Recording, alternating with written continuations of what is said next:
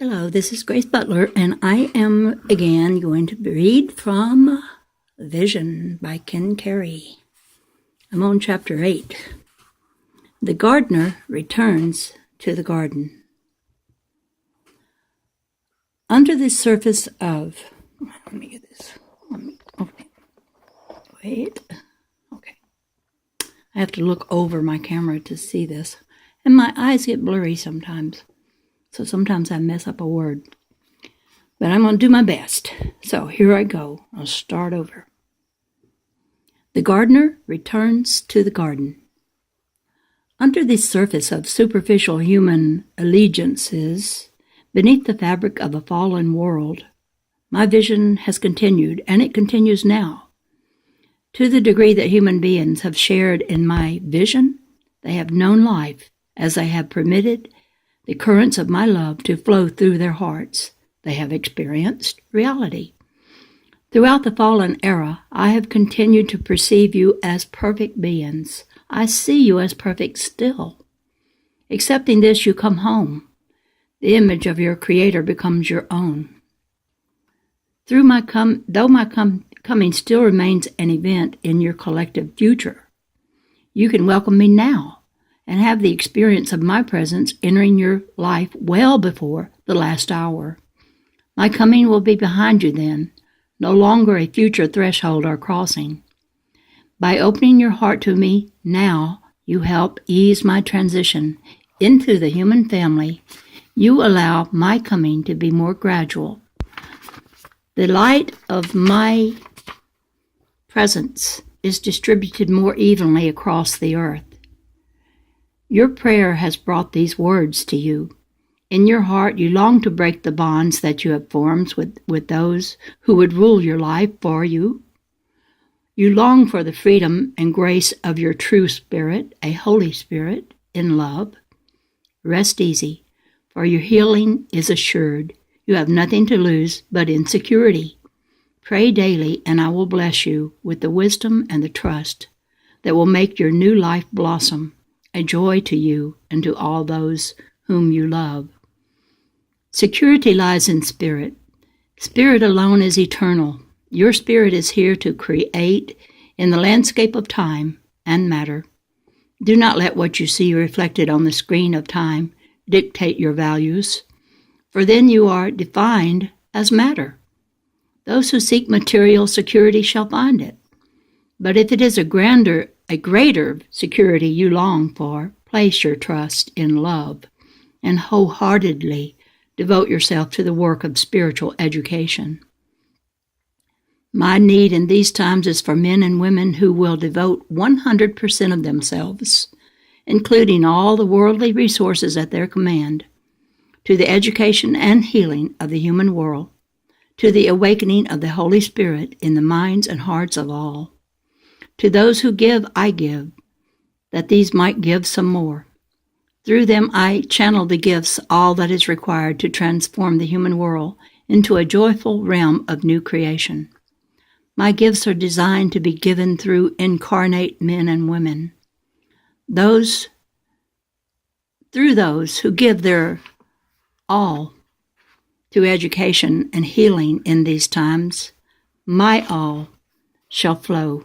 Do not turn your resources over to a single leader, for the advent of my coming has a broad base, and I would that you played a responsible role in the distribution of the resources which have, for a reason, come into your hands. Use your wealth wisely, a little here, a little there, supporting people that are bringing light and goodwill into the world. But create your own educational programs as well. Do not give energy in any form to those who struggle, for though these may have the best of intentions, their means of approaching change are outdated and ineffectual. If you are called to work with these, help them to connect up with my spirit. I will show them a better way. My spirit creates. Those whose lives are aligned with me are not working against darkness. Polar struggles must be recognized for what they are, forms that embody destructive energies. Evil flourishes where it is fought. It diminishes where there is education. blessing, honesty, goodwill, and most of all, love. It is a wonder that such common wisdom as birds and grasses experience has not found greater expression among human cultures. For what bird does not know the direction of the wind, and what field of grain does not bow gracefully before the direction of the times? It will not be much longer that pockets of human illusion exist. Daily it is harder for dishonesty to resist the flow of my growing energies. For as never before, these times are my times. I am the source of the wind from the new heaven that now restructures the human world. It is for these times, for my times, that you have been created, and that you have come into the earth with your talents, your resources, your credibility, and your human influence. Use your gifts now without reservation to serve the purposes of love. Experience in return the gift that I give to all who love, a share in my own consciousness. Those who best understand these times are those who are offering the greatest healing and blessing into them. Let your earthly agreements echo the spirit of my sacred human song. Let your heart be open to the love that I freely share through you. The time for the greater works is at hand. In these my times all things work toward my coming, are soon dissolved before me. The resources of the earth are rapidly coming into human hands that serve my purposes. The resources that are not already directly under the stewardship of my people soon will be. Your input is a vital ingredient in determining how these resources can be used to greatest advantage. It is my desire now to direct all the resources of this planet to one purpose: education. Healing follows education and includes practical assistance where conditions are extreme. Through those who demonstrate that they have the practical ability to accomplish the greatest healing, teaching, and blessing, I will channel the wealth of this world. Those in my service are provided for well. There is no need for austere or ascetic lifestyles, yet the flow must be continuous. Excessive comfort is a danger. Do not let your comforts become exaggerated or out of balance, for where this occurs, there is a stoppage and not a channel, and my blessing can no longer pass through you into the world. Those whom I call to steward the resources of the planet have not been given this commission to channel my wealth into their own personal enjoyments, but to take what they need for themselves and to devote as much as is possible to the great work of education and healing. During these last few years before the truth is obvious to all, have mercy on those who retreat into the old order of fear. Do not attack and condemn them. Many of them would accept the ways of love, revise the policies of their enterprises, alter the course of nations, were it not for the constant condemnation of the so-called righteous. Those who attacked are part of the problem, not part of the solution. They force issues without love in their hearts and thereby promote strong and rigid attitudes on sides of imaginary fences. They encourage absolutes in positions, statements, and behaviors that then become very hard for those involved to change. These are not the peacemakers. They are evils in the world wherever fear is honored as a god. But attack will not change them. Those who attack, if they persist, become what they criticize. Ever it has been that the loving alone would understand, and because this is true, do not look down upon those who struggle to maintain patterns of the old. The worst of these people can be seen with compassion, confused followers of a now absent Lord, who know not what to do, but continue in the ways their former Lord had commanded. Do not condemn them. Even they know that they cannot hold out against the flow of life. They will soon leave the earth if they do not change. They are here now for this reason. I know their hearts. They are not as hard as they appear. They may yet change It could be that you are the instrument of that change. Let them see your love, and through you come to know the Lord of love. It is to every human being's advantage to be educated. To share the consciousness of one who created all the suns in the heavens is the greatest joy, the finest energy, the truest pleasure. You will teach best where you inspire others to such experience. The intelligence is present in most human beings to recognize the wisdom of words that are truly spoken. Remember this and do not withhold the spoken word. It takes only one moment of turning, one moment of openness to the Holy Spirit, and then the eternal teacher can move in and the seed will have been planted. The good will be done. Where you are invited, you are empowered. Offer your perspective only where there is welcome. Where there is no invitation, I assign you not. But where the welcome is, where hearts are open, there my vision will shine and the truth will be made known. Do not try to change anyone externally, attacking behavior, though you may see clearly that it needs to change. That is the old approach, the very cause of warfare. Share your own experiences. Tell your own story. Share the wonder, the joy, the excitement, the benefits that you have come to know in service to the presence that is rising on the earth. Do not prescribe details on how to live. Share the spirit of life that knows all things. In that sharing, my spirit will awaken. If ever my spirit stirs, even momentarily, the seed is sown. Your words may be forgotten, but the spirit of your words will live on. Those whom you encounter, even those you merely brush past in latter days, will go back to their habits altered, more open to love, to the eternal love that continues to rise. This is what it means to have a mission inside of time, preparing the way of the Lord. Reassure those who are reluctant to rise to the challenge of my presence. They imagine that perfection is instantly required. Perfection is not never making a mistake. Perfection is never consciously making a mistake. In the old world, mistakes are justified. In the new, they are acknowledged and forgiven. Mistakes, sins, lapse into fearful behavior, these are part of the great transition. Those who love do their best and forget the rest. Many communities are already structured on premises of love and friendship. Those who dwell in such communities may have their ups and downs, but wherever deceit is not the intent, and wherever honesty guides giving and receiving in fair exchange, there is no reason for concern.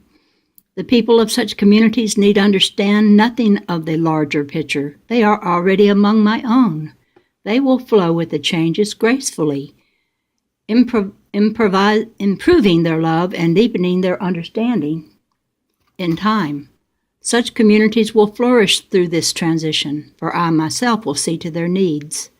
These are the centers of stability that will provide continuity for the human family as the transition unfolds. My biological awakening is the culmination of a process initiated some 4 billion years ago, as you measure time. I am aware of the momentum behind the reality now breaking into your events. You are aware of the historical crust that the shoots of love you need to break through. But I am aware of what is under, behind, and within all those shoots. I know where they are coming from. If they had asphalt and concrete to break through, they would. But no human heart is so hard. Even as human consciousness fell, it was ordained that one day the great stone of fear would be rolled away from the mouth of the human heart, and the gardener would return to the garden. The curves of every cycle since the beginning of time, cycles short and cycles long, will crest together in a single moment soon after the turn of the 3rd millennium A.D. The momentum of reality moving into human time is vast. Awakening is assured, but the nature of that awakening, There are several scenarios that could apply. Some of them would make for a healthier transition than others. I've hinted at the worst to challenge you, to solicit your initiative, but I have not yet spoken of the best. Through all the human variables, I have confidence. I have confidence in you as a species. I have confidence in you personally. I know the intelligence that has already filtered into your affairs. It can only grow. Soon there will not be a town or a village in even the most remote corner of the globe that is not blessed with the presence of an awakened one, guiding people into my love. A blossoming of wisdom, a burst of intelligence, a rise in consciousness, a growth of understanding. Call it what you will. It has begun. Because of you and because of thousands of others like you who are offering your lives to my Holy Spirit, the next quarter century on earth will see a proliferation of the most enlightened and effective educational programs ever to grace the conceptual atmosphere of any planet. There is every chance that the healing of the human world will proceed as gracefully as the opening of a flower. Here is my vision, a happy story. Will you help it come true, just as I will now share it with you? And now, the next chapter, a possible scenario. And so, in the last years of the 20th century, as the Eternal One's presence grew, the earth was transformed peacefully without the disruption that might have occurred in less educated, less cooperative times. It all began with a handful of human beings turning to the Creator and asking for guidance and direction. God's intelligence then entered their lives with far more clarity and more accuracy than they had anticipated. They were delighted. Their lives prospered. Soon other humans of that era turned to see what the secret of success might be. And these, the first awakened ones, said, "Pray, that is our secret. Pray, open a window to God. Ask the Eternal One at the source of all life to guide you. Then stand back and be amazed, for your direction will emerge before you with crystalline clarity and truthful precision. You will want to change some things about the way you live. We did.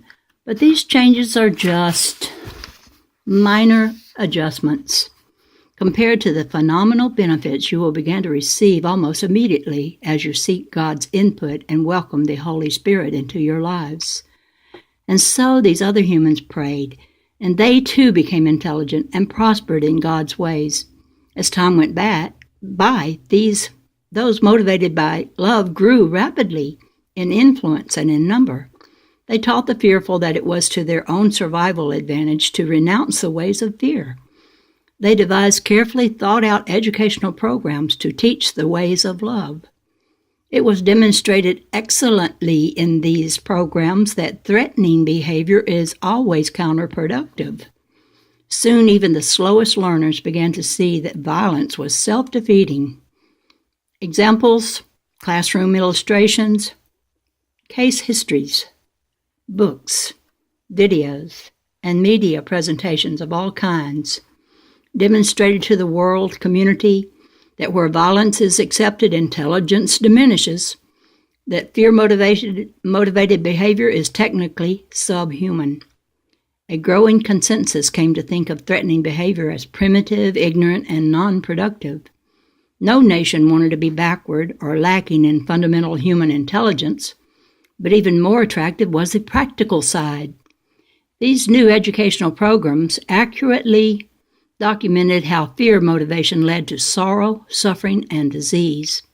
They showed that love motivation led to greater intelligence, good spirits, a healthy body, material prosperity, and enjoyment of life. At first, because of the material prosperity aspect, but then later because of the intelligence and enjoyment factors, these educational programs came into great demand. The market was there. Competition inspired excellence.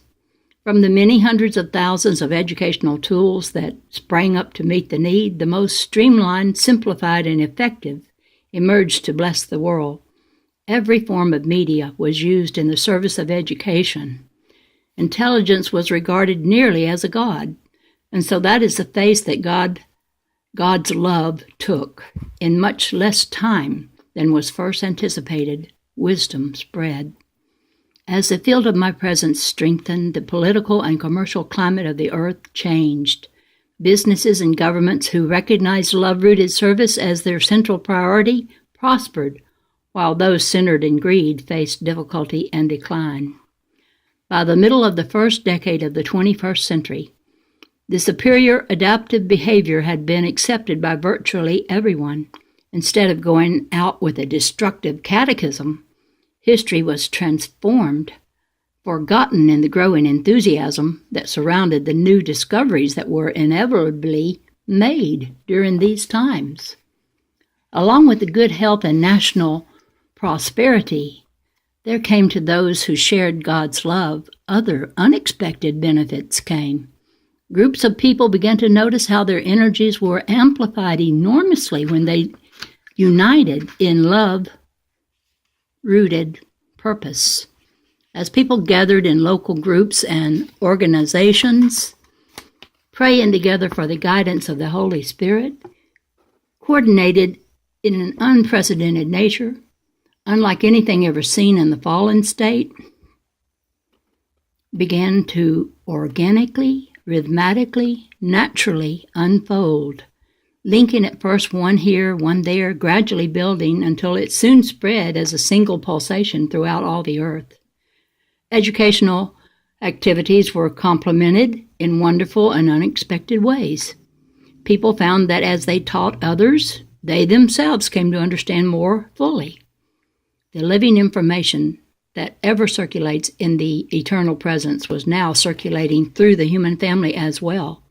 The earth was flooded with insight, intelligence. The healing was accomplished. Happening in the midst of all this was the gentle awakening of the Eternal One. Everyone knew it was occurring. Everyone was intellectually and emotionally prepared. Still, it came as a surprise just how wonderful it all turned out to be. The first day, the first Christmas morning, when the Creator awoke in the human family, some were surprised there was not more outer changes. On the other hand, few had anticipated the profound emotional difference that the actual moment of full awakening would introduce. The feeling of the earth, the atmosphere of all human interaction was lightened and blessed almost beyond human ability to contain the joy. Although most human beings had become familiar with the currents of my love before the actual quantum moment of awakening, and although the frequencies of love had already reorganized much of human society, still, when the great moment came, when the last of the fear frequencies were directed back into their assigned place in the created order, there was something tangibly different, wonderful beyond all previous human experience. Suddenly, countless subliminal fears were no longer influencing human awareness. Around the world, human beings were amazed at the feel of the new freedom. All had been familiar with the theory, but they had thought that they understood their new roles as cells in a body. But no one, of course, had actually experienced such function on the planetary level. They had not realized just how free each human being was intended to be, far freer than ever before. In organic union, in Holy Communion, I blended with each one. Every human spirit knew its source in me. Each enjoyed being me as a distinct individual, fulfilling a creative design that no one else could fulfill with the same artistry or effectiveness. Each one enjoyed the distinctions of others, much as humans had always enjoyed distinctions, but more so now, for the distinctions became simultaneously less and greater. In form, the distinctions became greater than they had ever been in the fallen state. But in spirit, the distinctions dissolved altogether. One Holy Spirit, one wonderful terrestrial body. Each human being's unique contribution toward the whole, blended with every other, in a quality of compatibility that flowed effortlessly into the creative activity of the second stage of universal creation. Gently, I began using the various arms of the human family as a single being uses the cells of a single brain. The human population grew until nearly 11 billion shared my presence. The earth knew one creator, one lover, one thinker, one song. Yet that song broke into multitudinous chorus as the waves of creative love surged out from the center of my being and splashed into new civilizations and new societies of harmonious human interaction. Each individual's human being knew him or herself as the same I, the same self, the creator I am. So it came to pass that I was one, and yet I was 11 billion. My intelligence was everywhere as my love created. All understood, all shared the same being, the same moment. All were present in the presence of God. In the early decades of the 21st century, I moved slowly on the earth, for people were not yet accustomed to populations shifting so effortlessly or flowing so joyously together. I kept my first movements light and gentle. I knew my human ones needed time to adjust to the new ways.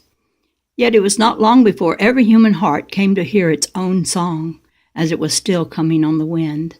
So by the time the waves of my joyful intention began to initiate creation, the people involved were already dancing ahead. They had come to recognize their own song in my singing and their purposes in mine. The cells of my awakened body knew my joy. Their yoke was easy, their burden light. Every human spirit was attuned to source motivation, originating in the powerful frequencies of my love, spiraling into time from the center of eternal being. As people grew accustomed to dancing on the waves of creativity that sang matter into corporative biological forms, the movements of my body on earth became more rapid. Yet there was no hurry. I allowed the new creation to rise gradually in volume like a song, softly playing ever in the background, a theme woven around beautiful melodies, undergirded with strong rhythms and graceful harmonies, gradually building, ever building, to crescendo in the later centuries of the third millennium. But not at first. The 21st century was primarily a time of celebration. All that had survived of the traditional folk cultures of the earth was drawn into joyous ecstasy as the new energies of spiritual organization rearranged human affairs. The celebration of the folk traditions of the various peoples and nations of the earth had practical as well as ceremonial value. For through such celebrations, coupled with the new perception, people learned of themselves, their cultures, their roots, and deeper purposes. For the first time,